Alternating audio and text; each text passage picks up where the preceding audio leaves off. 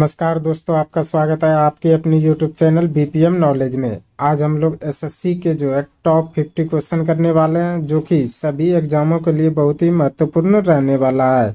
इनमें से किसी भी प्रश्नों का आंसर अगर आपको पता है तो आप कमेंट बॉक्स में दे सकते हैं। तो चलिए आज का वीडियो शुरू करते हैं। आज का पहला क्वेश्चन है, लखनऊ के ऐतिहासिक मकबरा इमाम बाड़ा को किसने बनवाया था? लखनऊ के ऐतिहासिक मकबरा इमाम बाड़ा को किसने बनवाया था? तो ये बनवाया था आसूफ उद्दौला ने। इसका राइट आंसर ऑप्शन बी हो जाएगा। आसूफ उद्दौला ने लखनऊ के ऐतिहासिक मकबरा इमाम बाड़ा को बनवाया था। चलिए अगला क्वेश्चन देख लेते हैं। अगला क्वेश्चन है, वर्नाकुलर प्रेस एक्ट मार्च 1878 किसने पारित किया था? वर्नाकुलर प्रेस एक्ट मार्च 1878 किसने पारित किया था? तो ये लॉर्ड लिटन ने पारित किया था। इसका राइट आंसर ऑप्शन बी हो जाएगा। लॉर्ड लिटन ने वर्नाकुलर एक्ट मार्च 1878 को पारित किया था। चलिए अगला क्वेश्चन देख लेते हैं। अगला क्वेश्चन है, कॉफ़ी की अरेबिक किस्म निम्न में से किस राज्य में नहीं उगाई जाती है? कॉफ़ी की अरेबिक किस्म निम्न में से किस राज्य में नहीं उगाई जाती है? तो ये उड़ीसा में। इसका राइट आंसर ऑप्शन ए हो जाएगा।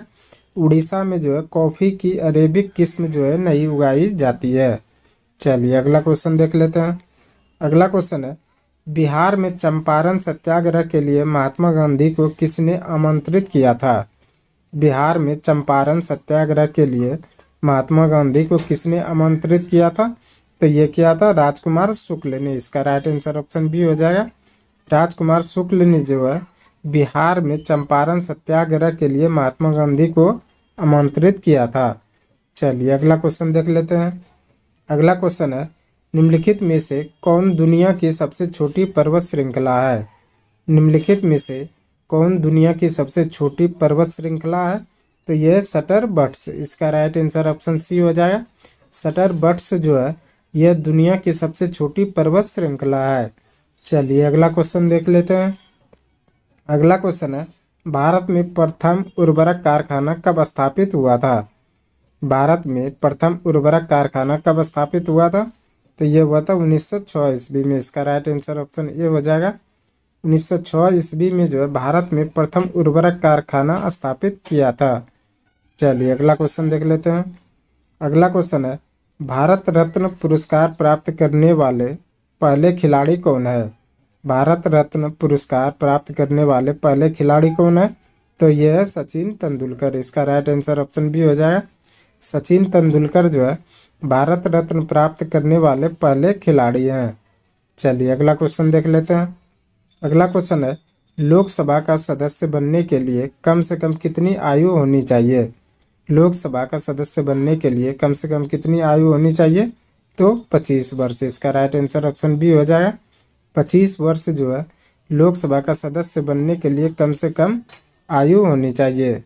चलिए अगला क्वेश्चन देख लेते हैं। अगला क्वेश्चन है, लवलोंग वर्ल्ड लाइफ सेंचुरी कहाँ स्थित है? लवलोंग वर्ल्ड लाइफ सेंचुरी कहाँ स्थित है? तो यह है झारखंड में। इसका राइट आंसर ऑप्शन डी हो जाएगा।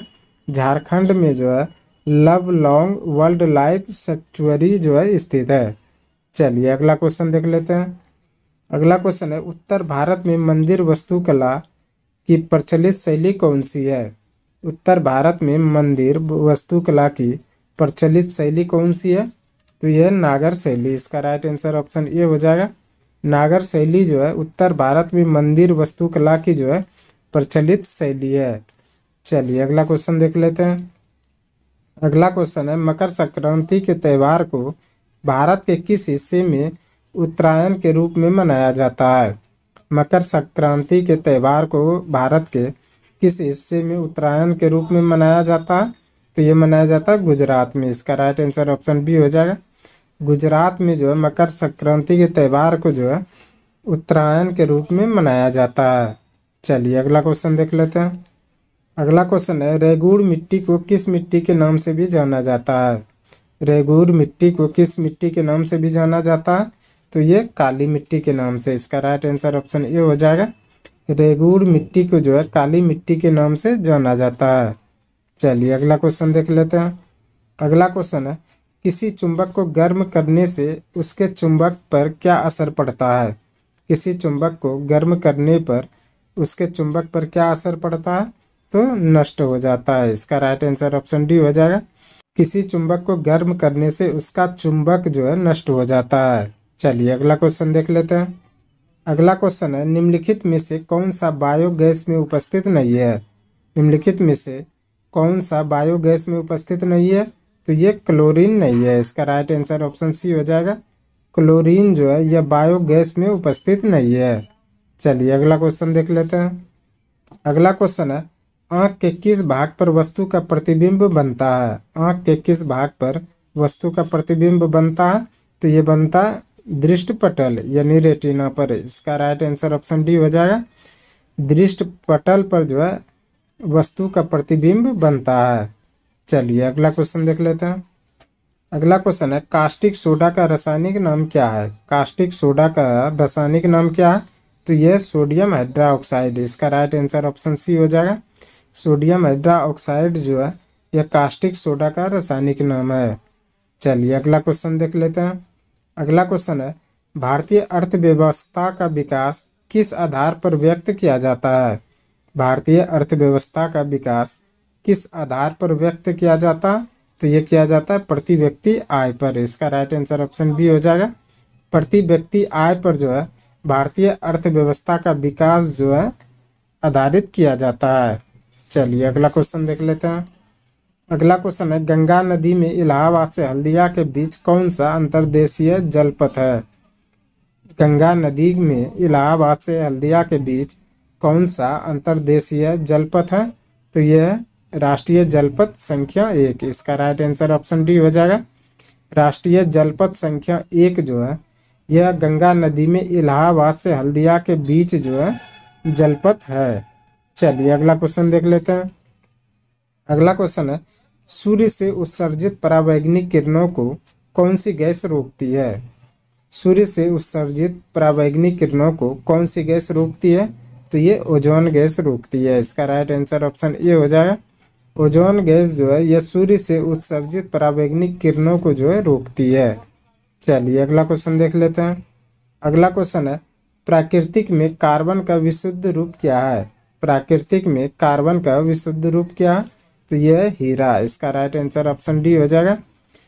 प्राकृतिक में जो है कार्बन का विशुद्ध रूप जो है हीरा है। चलिए अगला क्वेश्चन देख लेते हैं। अगला क्वेश्चन है, निम्नलिखित में से कौन सा कीट उपयोगी नहीं है? निम्नलिखित में से कौन सा कीट उपयोगी नहीं है? तो ये घरेलू मक्खी। इसका राइट आंसर ऑप्शन सी हो जाएगा। घरेलू मक्खी जो है यह उपयोगी नहीं है। चलिए अगला क्वेश्चन देख लेते हैं। अगला क्वेश्चन है, निम्नलिखित में से ऊष्मा का सबसे अच्छा सुचालक कौन है? निम्नलिखित में से ऊष्मा का सबसे अच्छा सुचालक कौन सा है? तो यह समुद्र का पानी। इसका राइट आंसर ऑप्शन बी हो जाएगा। समुद्र का पानी जो है यह ऊष्मा का सबसे अच्छा सुचालक है। चलिए अगला क्वेश्चन देख लेते हैं। अगला क्वेश्चन है, 1916 ईस्वी में Akhil Bharatiya home rule league की स्थापना किसने की थी? 1916 ईस्वी में Akhil Bharatiya home rule league की स्थापना जो है किसने की थी? तो ये की थी एनी बेसेंट ने। इसका राइट आंसर ऑप्शन बी हो जाएगा। एनी बेसेंट ने जो है 1916 ईस्वी में Akhil Bharatiya home rule league की स्थापना की थी। चलिए अगला क्वेश्चन देख लेते हैं। अगला क्वेश्चन है, किस एकमात्र कांग्रेस अधिवेशन की अध्यक्षता महात्मा गांधी ने की थी? किस एकमात्र कांग्रेस अधिवेशन की अध्यक्षता महात्मा गांधी ने की थी? तो ये बेलगांव की अध्यक्षता की थी। इसका राइट आंसर ऑप्शन ए हो जाएगा। बेलगांव की अध्यक्षता जो है एकमात्र जो है महात्मा गांधी ने की थी। चलिए अगला क्वेश्चन देख लेते हैं। अगला क्वेश्चन है, कंपनी यानी निगम कर निम्नलिखित में से किस पर लगाया जाता है? कंपनी यानी निगम कर निम्नलिखित में से किस पर लगाया जाता है?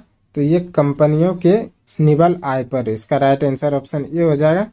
कंपनियों की निवल आय पर जो है यह निगम कर जो है लगाया जाता है। अगला क्वेश्चन है, लॉर्ड कर्जन द्वारा बंगाल विभाजन के निर्णय का वास्तविक कारण किसे माना जाता है? लॉर्ड कर्जन के द्वारा बंगाल विभाजन के निर्णय का वास्तविक कारण किसे माना जाता है? तो ये अंग्रेजों की फूट डालो और राज करो की नीति। इसका राइट आंसर ऑप्शन सी हो जाए। अंग्रेजों की फूट डालो और राज करो की नीति के द्वारा जो है लॉर्ड कर्जन द्वारा बंगाल विभाजन के निर्णय का वास्तविक कारण जो है माना जाता है। चलिए अगला क्वेश्चन देख लेते हैं। अगला क्वेश्चन है, इनमें से कौन सा जलडमरू मध्य रूस और संयुक्त राज्य अमेरिका के एक राज्य के बीच स्थित है? इनमें से कौन सा जलडमरू मध्य रूस और संयुक्त राज्य अमेरिका के एक राज्य के बीच स्थित है? तो यह बेरिंग जलडमरू मध्य, इसका राइट आंसर ऑप्शन डी हो जाएगा। बेरिंग जलडमरू मध्य जो है यह रूस और संयुक्त राज्य अमेरिका के एक राज्य के बीच में जो है स्थित है। चलिए अगला क्वेश्चन देख लेते हैं। अगला क्वेश्चन है, द्वीप समूह टिएरा डेल फुएगो किस महाद्वीप में स्थित है? द्वीप समूह टिएरा डेल फुएगो किस महाद्वीप में स्थित है? तो यह दक्षिण अमेरिका में, इसका राइट आंसर ऑप्शन बी हो जाएगा। दक्षिण अमेरिका में जो है द्वीप समूह टिएरा डेल फुएगो जो है स्थित है। चलिए अगला क्वेश्चन देख लेते हैं। अगला क्वेश्चन है, अफ्रीकी देश घना की राजधानी कहाँ है? अफ्रीकी देश घना की राजधानी कहाँ है? तो यह अक्रा, इसका राइट आंसर ऑप्शन डी हो जाएगा। अक्रा जो है यह अफ्रीकी देश घना की जो है राजधानी है। चलिए अगला क्वेश्चन देख लेते हैं। अगला क्वेश्चन है, मंगोलिया देश निम्नलिखित में से किस महाद्वीप में स्थित है?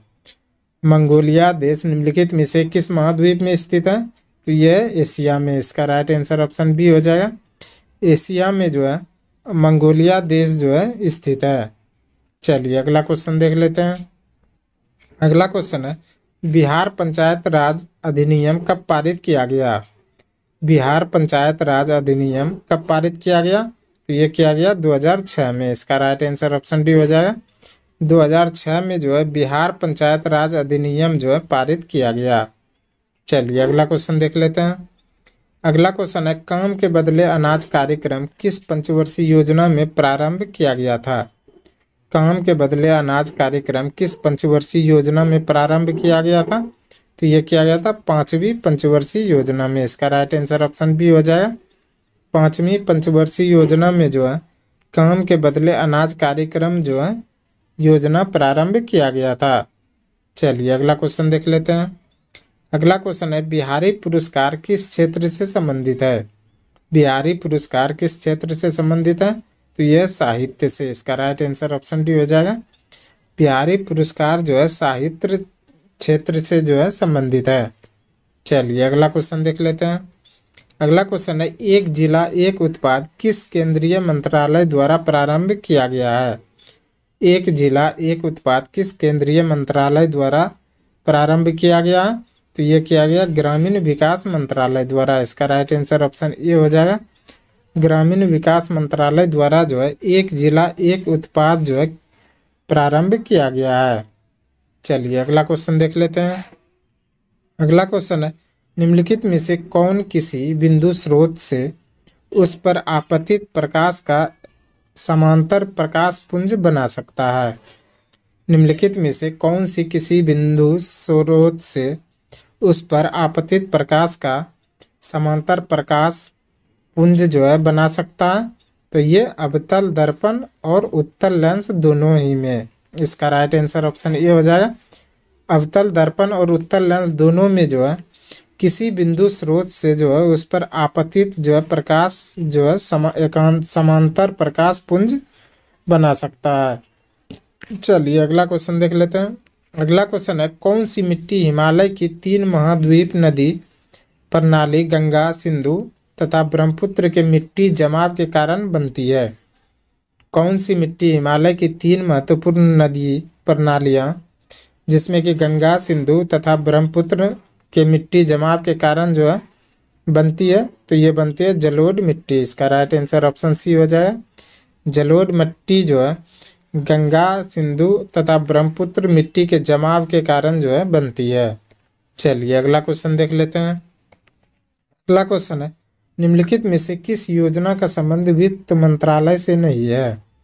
निम्नलिखित में से किस योजना का संबंध वित्त मंत्रालय से नहीं है? तो यह प्रधानमंत्री कौशल विकास योजना, इसका राइट आंसर ऑप्शन बी हो जाएगा।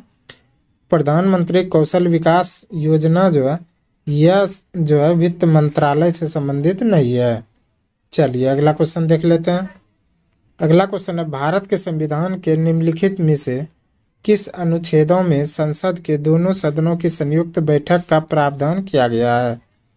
भारत के संविधान के किस निम्नलिखित में से किस अनुच्छेद में संसद के दोनों सदनों की संयुक्त बैठक का प्रावधान किया गया?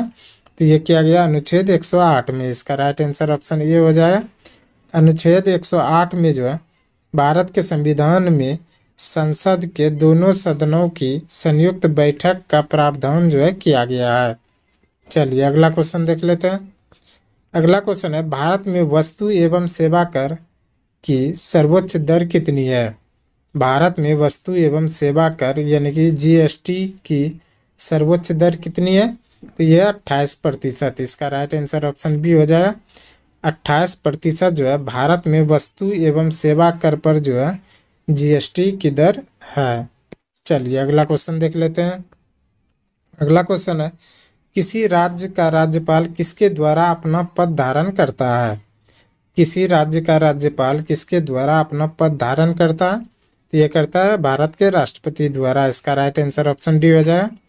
भारत के राष्ट्रपति द्वारा जो है किसी राज्य का राज्यपाल जो है अपना पद धारण जो है करता है। चलिए अगला क्वेश्चन देख लेते हैं। अगला क्वेश्चन है, नकटी हैम पक्षी अभ्यारण्य बिहार के किस जिला में है? नकटी हैम पक्षी अभ्यारण्य बिहार के किस जिला में स्थित है? तो यह जमुई जिला में। इसका राइट आंसर ऑप्शन बी हो जाएगा। जमुई जिला में जो है नकटी हैम पक्षी अभ्यारण्य जो है स्थित है। चलिए अगला क्वेश्चन देख लेते हैं। अगला क्वेश्चन है, बिहार विधानसभा के प्रथम उपाध्यक्ष कौन हुए थे? बिहार विधानसभा के प्रथम उपाध्यक्ष कौन हुए थे? तो ये हुए थे श्री अब्दुल बारी। इसका राइट आंसर ऑप्शन बी हो जाएगा। श्री अब्दुल बारी जो है यह बिहार विधानसभा के प्रथम उपाध्यक्ष जो है हुए थे। चलिए अगला क्वेश्चन देख लेते हैं। अगला क्वेश्चन है, क्रांतिकारी संगठन आजाद दस्ता का गठन निम्न में से किसके द्वारा किया गया था? क्रांतिकारी संगठन आजाद दस्ता का गठन निम्न में से किसके द्वारा किया गया था? तो ये किया गया था जयप्रकाश नारायण द्वारा है। इसका राइट आंसर ऑप्शन ए हो जाएगा। जयप्रकाश नारायण द्वारा जो है आजाद दस्ता का गठन जो है किया गया था। चलिए अगला क्वेश्चन देख लेते हैं।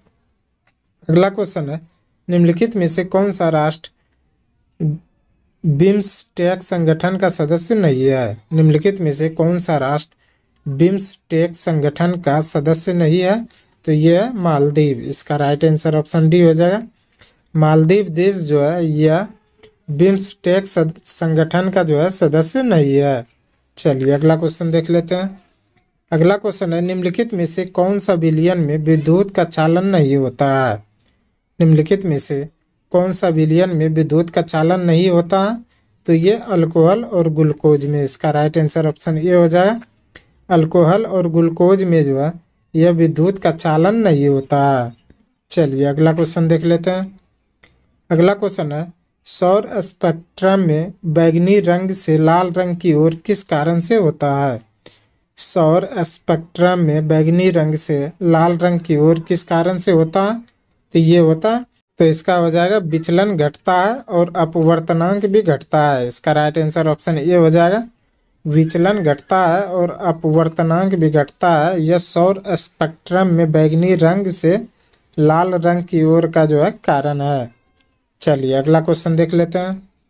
अगला क्वेश्चन है, ब्रॉडबैंड एक उच्च क्षमता संचरण प्रौद्योगिकी का उपयोग किस कारण कर रही है? ब्रॉडबैंड एक उच्च क्षमता संचरण प्रौद्योगिकी का उपयोग किस कारण से कर रही है?